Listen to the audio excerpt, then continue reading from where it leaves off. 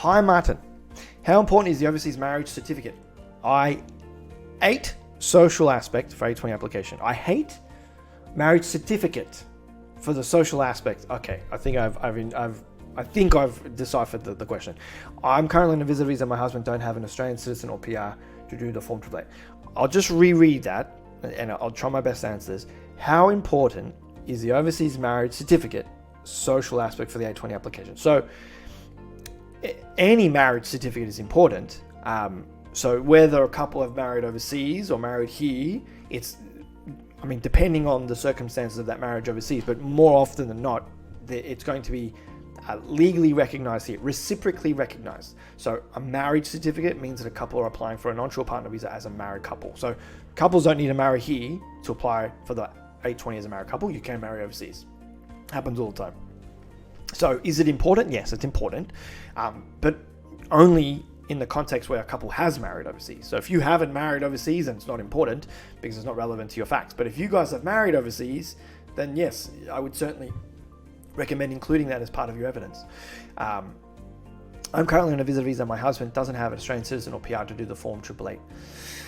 Yeah, so it's not legally mandatory that you have witnesses that are Australian citizens or permanent residents. There is a section on the form where it's going to ask you for details of witnesses.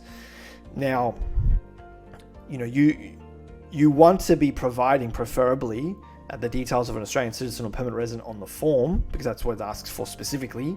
But in the absence of that, if you don't have any Australian citizens or permanent residents to be your witnesses, then you have to give them the details of other people that are not Australian citizens or permanent residents. So that would be my first suggestion. Secondly, if you don't have any Australian citizens or permanent residents that can provide Form 888s, which is different to the visa application form that I was just talking about. The visa application form, there is a section that asks you to list 2 witnesses.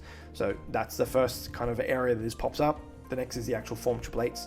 It's not legally mandatory that you have Form 888s. What is mandatory is that socially, those that are closest to the couple, to you and your partner, know about your relationship and can attest in writing that they believe that you are in, I believe in this case, a married relationship.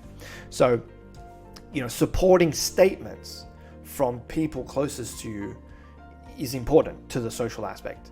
Doesn't mean they must be from Australian citizens or permanent residents, but they will typically hold more weight. They can be deemed more genuine or more authentic in the eyes of the Australian government because they're provided by Australian citizens and permanent residents. Whereas, maybe statements written overseas, there's a less, certainty about the origins of that statement, who wrote that statement, so you kind of have to approach this logically in a way. So point being, if you as a couple, when you're providing your supporting documentation, don't have any supporting statements from permanent residents or citizens, I would definitely be recommending providing as many supporting statements as you can from others that are not Australian citizens or permanent residents. People that are here, so people that are in Australia, they can still complete Form 888s. So they don't have to be Australian citizens or permanent residents. Okay, so if you have friends that are on temporary visas, a lot of students or working holiday visas or visitor visa holders that are here, get them to write their Form 888s and that's fine. They just have to sign in the presence of someone that's authorized to witness their signature. Who can witness signatures in a Form 888, it says on the first page of that form. So look at that first page. It says who your friends have to sign in front of. Lawyer, doctor, nurse, pharmacist, teacher, a whole list of occupations, okay? And you also need to provide a certified copy of that person's ID. Okay, so passport, driver's license needs to have their photo ID and their full name, and a certified copy. So you must have the certified copy of their ID and must, preferably on a Form 888. Friends and family overseas, they don't have to write Form 888s. They just need to write supporting statements. Now, often what I recommend is, if we're talking about people overseas, is for them to write their statement on whatever the official statutory declaration form is in that country. So if someone's in a particular country, and let's say India, and in India there's a government form, or there's official forms that people can use to make declarations. Now if they're going to use that form, that's fine. What you want though is that, let's say it's your mum in India. She's writing her supporting statement for your partner visa application. She writes her supporting statement in the official form in India. You just want her to answer the same questions that you see on the Form 888. The Form 888 asks specific questions of your mum. It says, how do you know the applicant? Well, she's my daughter. How do you know the sponsor? She is my daughter's husband. I've known him for 2 years. He came and visited last year, or I have Zoom calls and Skype calls and messenger calls with them since this day. I've known them for this amount of time.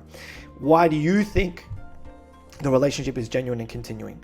Well, I've seen my daughter's relationship with her husband develop over the years, and I've never seen her so happy. And we love to have them visit, and so she can answer the same questions that you see on the Form 888 in her statement that's written on the official form in India. And then she just writes it or types it, and she gets that. She signs that again in front of whoever it is that's authorized to witness that form in that country. Okay, so just think about it. It's more flexible when we're talking about statements from people. It doesn't have to be Form 888s. The Australian government just want to read statements from people that know about your relationship with the applicant and sponsor, and preferably they want them to be Australian citizens and permanent residents, and preferably they want them to use a Form 888s because it asks certain questions of that person. But people overseas, don't often know what a Form 888 is. They don't want to touch that. They just want to write their statements on whatever the form is overseas for them to make that official declaration. That's fine. Doesn't need to be in English. So if they're writing their statements overseas in their native language, that's fine. You just need to get it translated. Okay, if you're applying for an onshore partner visa, you must translate anything that isn't in English, particularly supporting statements from friends and family overseas. Okay, so I hope that answers that question.